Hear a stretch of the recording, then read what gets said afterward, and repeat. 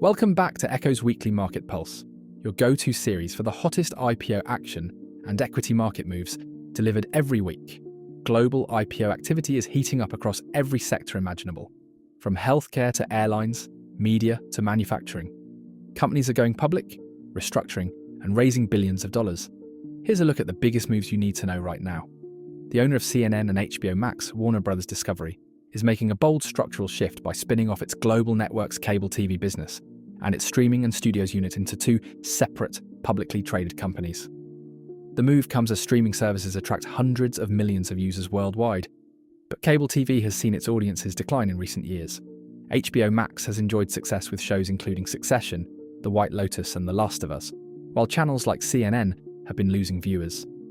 This spin-off means shareholders will receive new shares in each company, potentially unlocking hidden value and giving each business more focus and flexibility.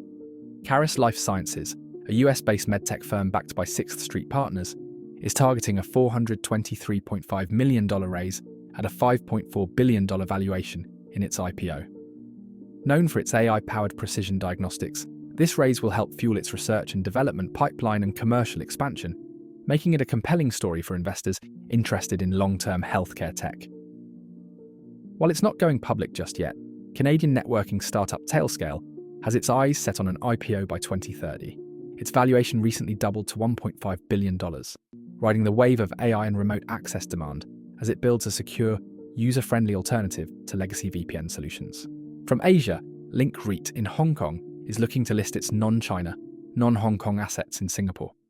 This IPO would help diversify its investor base and reduce exposure to Greater China, a strategic shift as regional real estate investment trusts seek more stable regulatory environments.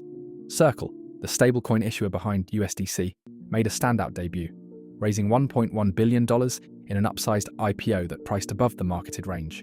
Shares jumped a staggering 378% above their IPO price, signaling strong investor appetite for digital finance infrastructure, even as broader crypto markets remain volatile. Tech manufacturer Wistron, headquartered in Taiwan, is preparing to raise up to $923 million through a global depository receipt sale in Luxembourg. This move allows the company to list shares internationally, making it easier for foreign investors to participate. In the virtual care space, Omada Health secured $150 million in its IPO, giving it a valuation of $1.1 billion. The pricing landed right in the middle of its expected range, positioning Omada well as telehealth adoption continues post-pandemic. Now let's talk about Novo Banco in Portugal.